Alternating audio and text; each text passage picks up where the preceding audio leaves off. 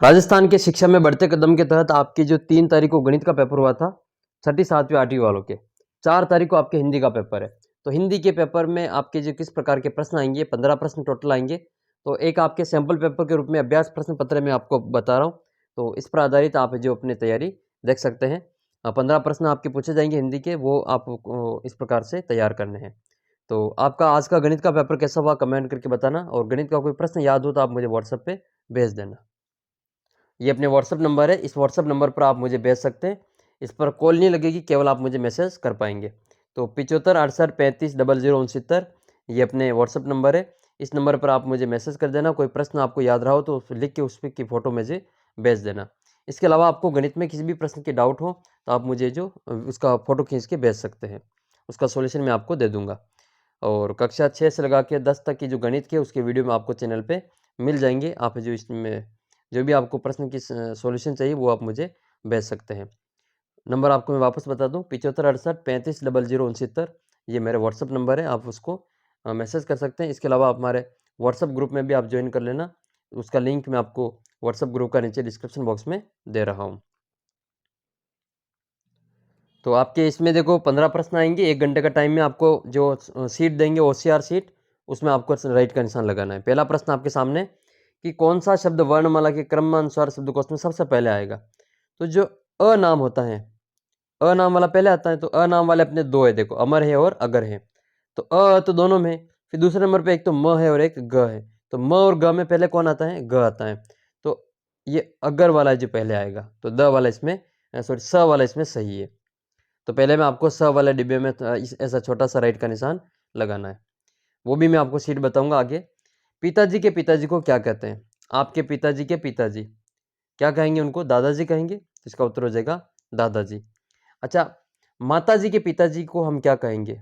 ठीक है, आपके माताजी की पिताजी आपके क्या लगते हैं? आप कमेंट करके बताना देखिए, ठीक है? आपको पता होगा तो आप कमेंट करके बता देंगे। तीसरा प्रश्न है, घर के कार्यों में हमें माता-पिता का क्या करना चाहिए? सहयोग करना चाहिए। ऑप्शन हो जाएगा अ वाला। नेक्स्ट है, लोकतंत्र दिवस सॉरी ये लोकतंत्र नहीं, गणतंत्र दिवस यहाँ पे कौन-सा है? गणतंत्र दिवस। गणतंत्र दिवस कब मनाया जाता है? तो हम हर साल 26 जनवरी को गणतंत्र दिवस मनाते हैं। आप कमेंट करके बताएँगे कि हम स्वतंत्रता दिवस कब मनाते हैं? स्वतंत्रता दिवस कब मनाया जाता है? आप कमेंट करके बता देना। उसका उत्तर भी इन चारों में ही छुपा हुआ है। दूसरा अगला प्रश्न है आपके इसमें कि पेड़ रिक्त स्थान पत्ता गिरता है, तो पेड़ से पत्ता गिरता है, तो पेड़ से पत्ता गिरता है। बकरी का बहुवचन क्या होगा? एक तो एक बकरी है, ज़्यादा बकरियां हो तो बकरी होगी तो उसको हम क्या कहेंगे? बकरियां। ये वाला इसमें सही हो जाएगा, ब वाला बकरियां। यह हमारी ही यह धरती ही हमारी यह धरती ही हमारी महतारी है। इसमें महतारी का क्या अर्थ है? तो माता हो जाएगा। यह धरती हमारी माता है। शुद्ध वर्तनी वाला शब्द आपको ढूंढना है, तो मूंगफली वाला इसमें से हो जाएगा। ये वाला मूंगफली इसमें सही है। बीमारी से बचने के लिए हमें क्या करना चाहिए? खुले में शौच नहीं जाना चाहिए, ये सही बात है। खाना खाने से पहले और शौच के बाद में साबुन से हाथ धोना चाहिए, जो आप करते ही होंगे। एक अच्छे बच्चे की ये विशेषता होती है कि वो खाना खाने से पहले हाथ धोता है और शौच के बाद में भी साबुन से हाथ धोता है। और अब मुझे पता है कि आप बहुत ही अच्छे बच्चे हो, तो ये काम तो आप करते ही होंगे। और स है कि कूड़े-कचरे का निष्पादन गड्ढों में करना चाहिए, तो ये भी सही बात है। आप जो कूड़ा-कचरा होता है अपने घर का उसको एक गड्ढे में डालना चाहिए, बाहर वैसे ही रोड पे नहीं फेंकना चाहिए। तो ये सभी काम करेंगे तो हम आराम से बीमारी से बच जाएँगे। मृतप्राय स का क्या अर्थ है? तो मृत्यु हो जाना, मरा हुआ, ठीक है? मरा हुआ जैसा मृतप्राय होता है। फिर एक देखिए कहानी वो आपको पढ़नी है। कहानी ये कि भगत सिंह भारत के एक महान स्वतंत्रता सेनानी है और क्रांतिकारी। अब इस पर आधारित आपको कुछ प्रश्न पूछेंगे, उनके जवाब देने।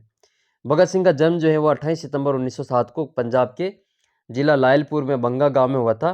और भगत सिंह के पिता का नाम सरदार किशन सिंह था, माता का नाम विद्यावती। और भगत सिंह ने 14 साल की उम्र में ही ये जो पंजाब की क्रांतिकारी संस्थाओं में कार्य करना शुरू कर दिया था। और भगत सिंह को हिंदी, उर्दू, पंजाबी, अंग्रेजी के अलावा बांग्ला भाषा भी आती थी। और भगत सिंह ने देश की आज़ादी के लिए शक्तिशाली ब्रिटिश सरकार का मुकाबला किया। भगत सिंह ने एक नारा दिया था, इंकलाब जिंदाबाद। और भगत सिंह ने देश की आज़ादी के संघर्ष में ऐसे रखे कि पूरा जीवन ही देश को समर्पित कर दिया। अब इस कहानी पर आधारित कुछ प्रश्न आपको पूछे जाएंगे कि भगत सिंह ने किस उम्र में क्रांतिकारी संस्थाओं में काम करना शुरू कर दिया था? तो कितने साल में? 14 साल में। ये ऊपर आया था ये 14 साल में, तो इसका उत्तर हो जाएगा 14 साल। फिर अगला है आपके इसमें कि देश की आज़ादी के लिए भगत सिंह ने किससे मुकाबला किया? तो इसका उत्तर हो जाएगा आपके ब्रिटिश साम्राज्य से। 13वां प्रश्न है कि भगत सिंह के जीवन से हमें क्या प्रेरणा मिलती है? तो देश के लिए अपने प्राणों की आहुति भी दे देना चाहिए। एक प्रश्न मैं पूछता हूँ आपको, भगत सिंह ने कौन सा नारा दिया था? ये आपको मैं वापस बता देता हूँ ये पैसेज। भगत सिंह ने कौन सा नारा दिया था? आप उस नारे का नाम कमेंट करके बताएंगे, कितना आपको याद रहा देखिए। अगला प्रश्न देखते हैं आप, वो भी एक कहानी पर आधारित है।